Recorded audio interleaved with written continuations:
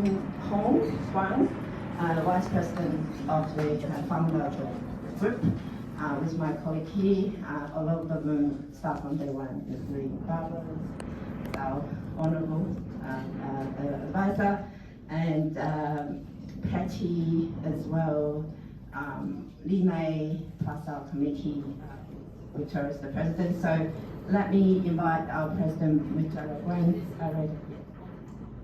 Did you all hear me reading this? Pay attention. Right, let's welcome President Victoria to come up to give us the introduction of today's gathering. Thank you. Thank you everybody for joining us today. It's a Saturday. Thank you, come out for joining this meaningful and awakening day for the Orange. So Orange, before I started, I would like to acknowledge some of our special guests.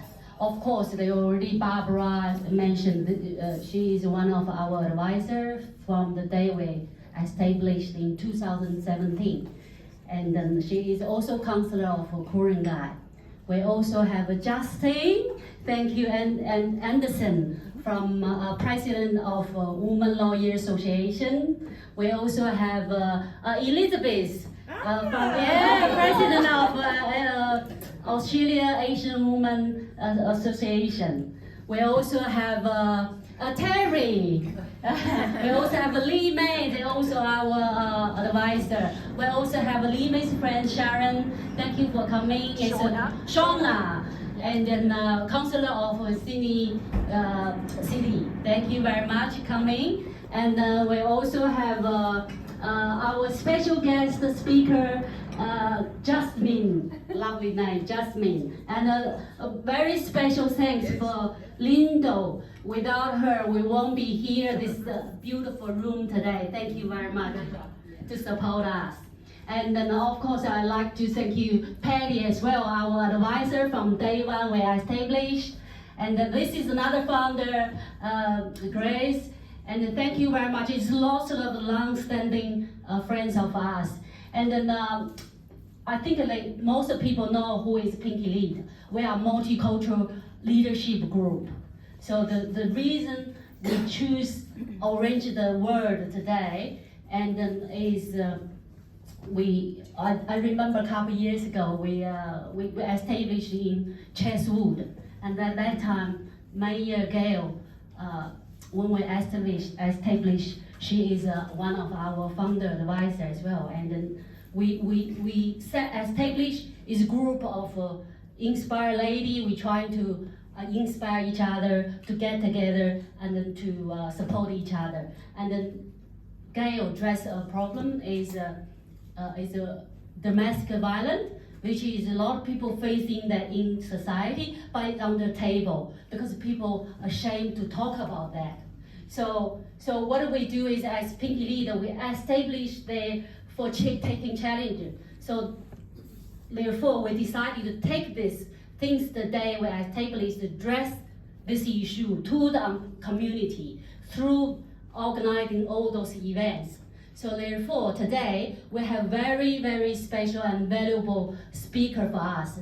I hopefully everybody can take some words, go away with you to raise this issue, to increase awareness in your community, wherever you are, whatever community you are. And because this is a domestic violence, is coming with different forms. It could be physical, it could be mentally, and it could be some economy. Some people, because the lady probably a housewife and they don't have a independent financial, they have to rely on someone, and people could be taking advantage. So all different type form, we start learning all this through these years. So I hope everybody can take some words away to help to spread and then support in the community. And then beginning for the day, I'd like to invite our special advisor, special guest, long-lasting friends, and then Barbara for opening speech. Thank you very much. Do I need this or can you hear me? You can't? Do I need this? Yes. Okay, great. Well, thank you everyone. Thank you very much for that, inviting me here and for Pinkley to do this. Can I just acknowledge the traditional custodians of the land on which we meet this morning? gathering, and I pay my respects to elders past, present, and emerging. Can I acknowledge Shona, Councillor of City of Sydney? Shona, it's lovely to see you here. All of you are distinguished guests, and all of you are clearly very passionate about what we are talking about today. I know most of you in this room here, but I particularly want to give a shout out to these wonderful ladies, Victoria, Patty, and Hong, who just work tirelessly not only for this issue, but any other issues that are out there that is burning and that we as women should be looking at. So when this week started, I actually want to read to you what I put on my LinkedIn. So I started with the 16 days of activism in United Nations global campaign to end violence towards women and children, taking place on 25th of November as the International Day, and the 10th of December is International Human Rights Day. Nearly 1 in 3 women have been abused in their lifetime. In times of crisis, the numbers rise, as seen during COVID-19 pandemic and recent humanitarian crisis, conflicts and climate disasters. A new report from UN reported to us. Based on the data from 13 countries since pandemic shows that 2 in 3 women reported they or a woman they know experienced some form of violence and are more likely to have food security issues. 1 in 10 women said that the victims would go to the police, but they wouldn't because they were too frightened to do that.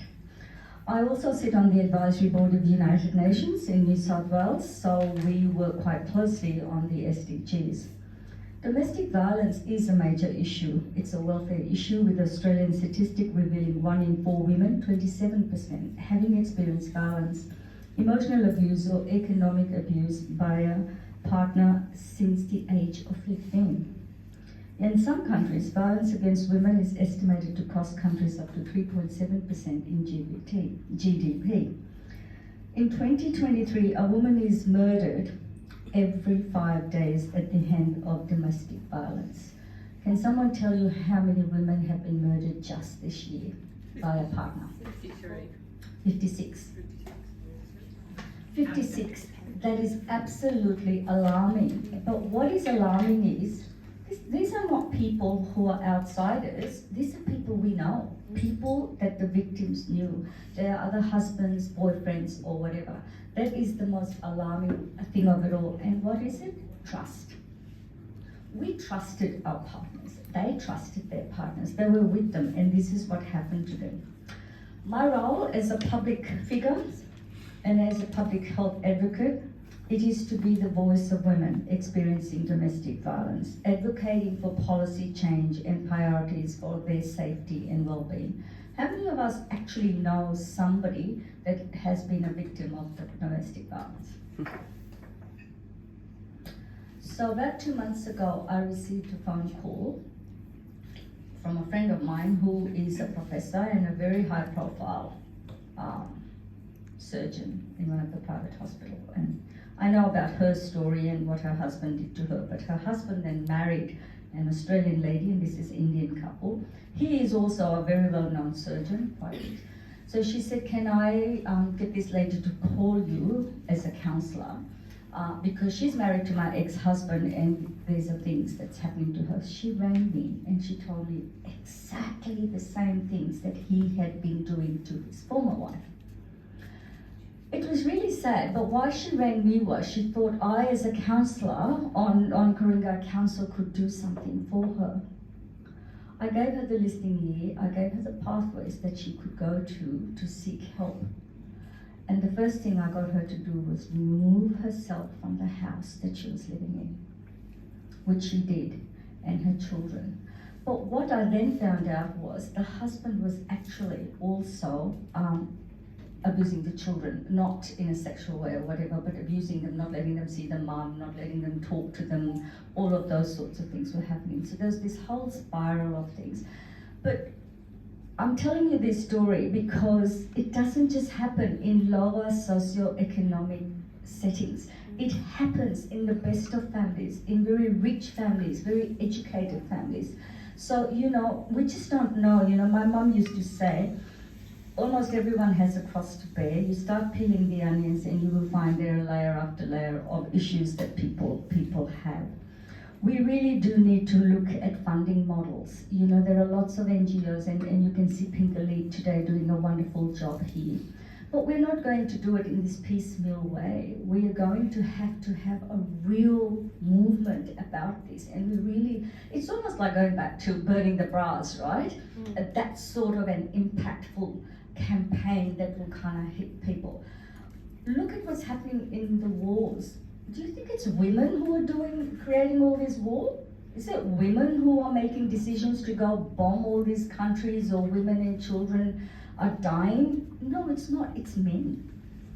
It's men who are making all of these decisions.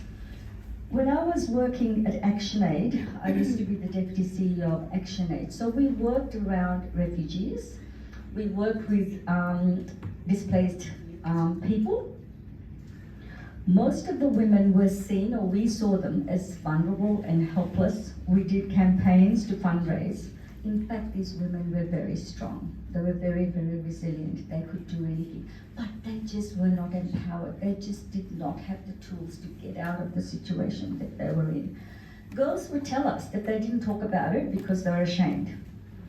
They were really, really quite frightened to talk about it. And men would say to them, nobody would believe you. But they'll believe me. And when you are nobody, then you have no choices but to believe just that is. So the key is to ensure that we make sure there are health available. Whilst gender-based violence is not inevitable, it can be preventable. And how do we do this? We all know about it. Well, how do we stop it? So I was speaking last week somewhere, and we also had a lady who was a gynecologist. We had a psychiatrist. And there was another lady who was from a counselling. So the lady who was a gynecologist, for the first time, which got my antenna up, was said, it begins from the time the child is in the womb. We say, don't drink alcohol, don't have smoke because it's really bad for the baby. Well, what about all the yelling and all the abuse and all of those things that's going on? That's bad for this baby as well. So it's education. It needs to stop from the time a woman is in childbearing. We need to make sure there is not those sorts of tension in the house, that there is peace in the house, that there is no sort of aggression in the house. Education is really important. Well, how do we educate people? You know, people say, oh, well, that's the norm. Like, I come from an Indian heritage. It's quite prevalent in Indian society. But why? Because that's how they've been brought up. You know, I have this other guy, he's a very high-profile doctor, he's Indian, and he has now changed. Because once his children grew up, the wife is Australian, and she persevered with him, and the children told him what he was doing. He's now changed, and he does a lot of talks. But what he said at one of the talks was, I knew no better. Why? Because his grandfather did that, and he saw his grandfather do it. His father did it, so he thought that was normal. So then he did it, and nobody ever pulled him up because the society that he was in accepted it because that was the done thing. So, you know, we need to stop it by tackling that grassroots and for us to transform it. In the Indian culture, the other form of abuse is dowry. Okay, we will marry your daughter, but you need to give me X number of dowry. Not only that, after that, you've got to continue giving the dowry. If you don't do what they say, your daughter gets sent back home to the parents. So there's all those sorts of things that goes on as well. And is that not abuse? Of course that's abuse. You can't go back to your family's house because there's nothing there for you. One of the other things that I touched on the wars, we must start to think about changing politics. Friends, we must empower women to be in politics. We must gather around and say, this is not right that we've got men. Men are making decisions that impacts on our lives on a daily basis. I recently said to a politician, I have nothing against any individuals who gets into parliament, but I have a real issue when we don't pick good caliber people and women to go into politics, because these people make decisions, make policy that impact on our daily lives. And I want you to think about that. What types of people go into politics? What types of men and women go into politics? Why do they go into politics? How are they going to make a difference that's going to change our lives? How is it going to make a difference to all the women, all the young girls who are growing up, all the kids that are going to come along and babies that are going to come along? If we don't have that movement, if we don't bring about that change, it's not going to happen. It's extremely important for us to challenge politics, bring better health justice systems. When it's election time, don't just talk to a guy, talk to a woman.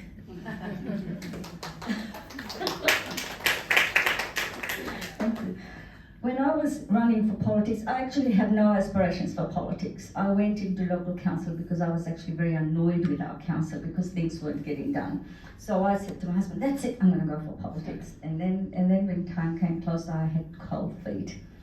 I said, no, I can't do that. And my husband said, yes, you can. And I said, no, I'm nobody, and I live in a very Anglo area on the North Shore. It's, affluent, rich Aussies live there. I had no hope. So my sister said to me, well, just go for it. What do you have to lose? If you don't get it, you don't get it. And I said, okay. So I said, okay. Then my husband said to me in about September, are you gonna run? And I said, no, I don't think so. But luckily, it got postponed till December. So I ran, and it was only because of my family and my husband. So the point here is not all men are bad. So it was my husband who actually motivated me, who inspired me to go into this. I won, but on the first day, and this is another form of discrimination that happens to women when they want to go into politics. On the first day of pre-poll, I'm sitting there, very bright-eyed, bushy-tailed. A woman comes along, very nicely dressed, with her husband, I don't know, late 60s or something, had her flyer on my thing. Oh, you're Barbara. I said, yes. Hello, how are you? Oh, you're a lot darker than I thought you were. I was like, oh, there were some sunny days, so I managed a tan. So that day, I felt like this small. I just felt really awful. I went home that day, had a shower, had a good cry in the shower because I didn't want my husband to see me crying. So I had a shower, cry in the shower. But folks, these are the types of things, and people will say there are no discrimination. I'm a woman. It's a form of abuse to me by another woman. I was convinced I was not going to win, absolutely convinced. I had no idea how I was going to go. At 4 o'clock that afternoon on the Saturday, I said to my husband, oh, come on, let's go. I had another guy there who was abusing me, who was running against me. I said, I'll go. And then all my polling people were saying to me, some of my friends were there, you'll win. People know you, you'll win. I had no sense of it. My dad and my sister were at my home, and I was just cooking dinner for them, and my husband was doing scrutineering, and he said to me, your pile is so big, he texted, your pile is so big, they had to get another table. So I had 56% of the votes. So you see, even though I had that lady, whatever her problem was with my skin color, said that to me and made me feel like this big, I still won. So there are still wonderful, good people there. But I'm sharing this story with you because to me, that was really nasty, that was really abusive. So, think what we're saying, think about how it's going to impact on somebody's life. Poverty is another thing, in different countries, third world countries, these kinds of things, like Philippines particularly, I know I've done some work in Philippines, fathers let the little girls be prostitute from the age of 6, 7, because that's their way that's how they make living. There is no money. So, how do we bring about those change? I think education is very important. Let's start doing education in schools. My little grandson, who's 5, was playing with his sister, who's 7, and she annoyed him, so he just went whack. So I said, hey, what did you just do? She's annoying me. I said, I don't care. You say sorry and you will never raise your hand to anybody ever again. So folks, don't say, oh, they are playing all this. Stop them. Stop the children from hitting their sister or their brother because you do not raise hands. I get cranky. I don't go around hitting people. I don't see women going around hitting people. So, we need to do things like this. Use of alcohol and drugs. That is one of the biggest problems. There's no money in the house. Husbands go and drink alcohol. Then they come home. Then they have fight. All of these sorts of things happen. So we need to stop doing all of those sorts of things too. I come from Fiji. In Fiji, I'm actually part of this faith-based program. So what we're doing is we've got a minister who actually goes house to house, knocking on doors, and he's talking about Jesus, and he's talking about faith and how that you should have that part of your life. So talk about whatever your religion is. It doesn't matter, you're Christian, Hindu, Muslim, whatever. Think about what the grassroots are, what is our fundamental beliefs, and how we can use that as a tool to bring about change. So do that in your communities as well. Promote faith, promote people that you could actually do something good by doing things like that. Make sure that people don't gossip. That is the other thing. People don't trust other people to say things because they are scared that there will be a gossip. Indian people are very good at that. So, seriously, they're very good at it. Is it? You're just so afraid to say something because it's just going to be blown out of proportion. We need to start to look at the healthcare systems. We need person-centered communication. We need to empower GPs. A GP can see what a cut looks like, whether it's an abusive cut or your head has got a lump, is it because you fell or somebody pushed? We need to educate GPs, we need to empower them. They need to be able to look at this. We need to strengthen the health systems and get the GPs to ask more questions, have more female GPs. We get pathways for them to say, you can go here, you can go there. Also, look at, in some of the Somalia countries and all of that, they actually draw drawings because they can't speak. A lot of them just won't speak, so the doctors actually get them to do drawings so that they can know what's going on. A gynecologist can see even if your husband had actually raped you or forced sex onto you as opposed to having a nice lovemaking incident. So it's very important for us to start to look at the roles the allied health, the GPs play in domestic violence as well. Before I close, can I just say to you that it is important to remember that domestic violence is never the victim's fault. Never. By supporting and empowering women who have experienced domestic violence, you can help move forward and create brighter futures and their families. And I really like this wording up there. But before I close, can I just say violence has far-reaching negative implications on survivors. It lasts for years and years, and it never ever goes away, and their families and a society as a whole, and is linked to negative health consequences for survivors, injuries and problems. The rate of substance abuse and power and sexual reproduction are all part of this, so please think about it. The good news is, I want to end on a good news is that we can all be together and we can all stop it. And it is up to us. And it's up to us to educate our boys, because we are the women, we bring the child into this world. It is our responsibility to make sure that we educate our little babies, our little boys, to make sure that happens. And women too, doesn't mean women are not violent, but they are too. Can I thank all of you for being here today and standing with me for hashtag 16 Days of Activism by supporting and empowering women who have experienced domestic violence. Can I thank you all for participating and thank Pinkalit for giving me an opportunity to be here. Thank you.